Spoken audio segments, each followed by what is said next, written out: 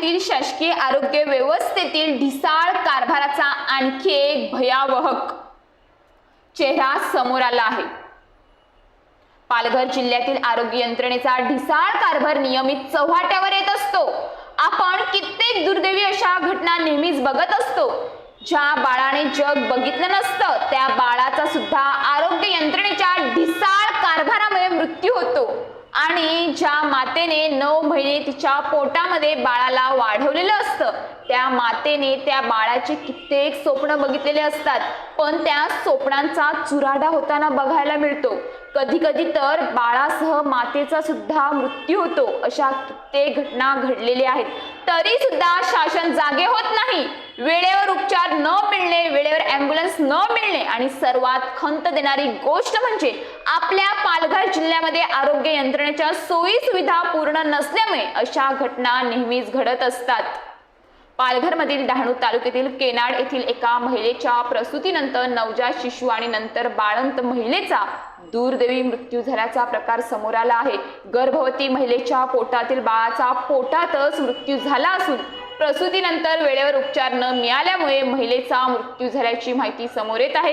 या प्रकरणी विधान परिषद उपसभापती नीलम गोरे यांनी आरोग्य व्यवस्थेवर प्रश्नचिन्ह उपस्थित करत या प्रकरणाची तत्काळ चौकशी करून दोषींवर कठोर कारवाई करण्याचे निर्देश दिले आहेत। डहाणू तालुक्यातील केनाड येथील सायनू जितेश सावर ही महिला गरोदर असून आपल्या माहेरी कैनाड येथे असताना रविवारी 27 एप्रिलला तिच्या पोटात कळ येऊन पोटदुखीचा त्रास सुरू झाला। त्यानंतर तिच्या कुटुंबियांनी तिला तात्काळ आशागड येथील प्राथमिक उपचार केंद्रात उपचारासाठी दाखल केले। या ठिकाणी तिची प्राथमिक तपासणी केल्यानंतर तिला पुढे उपजिल्हा रुग्णालयात डहाणू येथे नेण्याचा सल्ला येथील वैद्यकीय अधिकाऱ्यांनी दिला। त्यानुसार महिलेला उपजिल्हा रुग्णालयात नेले असता त्यांच्यावर प्राथमिक उपचार केल्यानंतर दुपारी 2 वाजताच्या दरम्यान तिची प्रसूती झाली। प्रसूती दरम्यान नवजात शिशु मृत अवस्थेत असल्याचे आढळून आले असून महिलेला अति रक्तस्राव झाल्याचे निदर्शनास आले।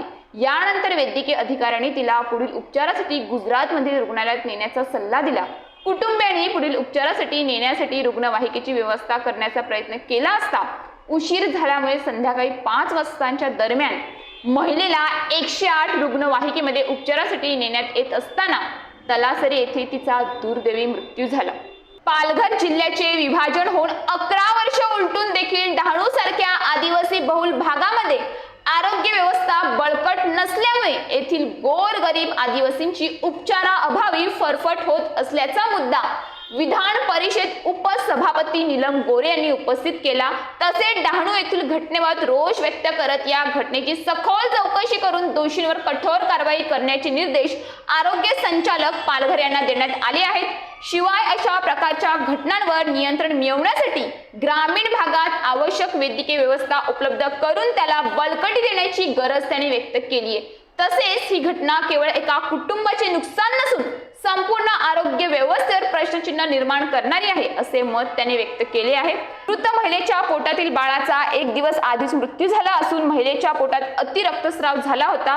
रुग्णालयात आणल्यानंतर ही बाब लक्षात आली असून प्रसूतीनंतर काही वेळ महिलेची प्रकृती स्थिर होती, मात्र रक्तस्राव सुरू असल्यामुळे तिला पुढील उपचारासाठी पाठवण्याचा सल्ला देण्यात आला होता असे जिल्हा सरचिकित्सक डॉक्टर रामदास मराड म्हणाले।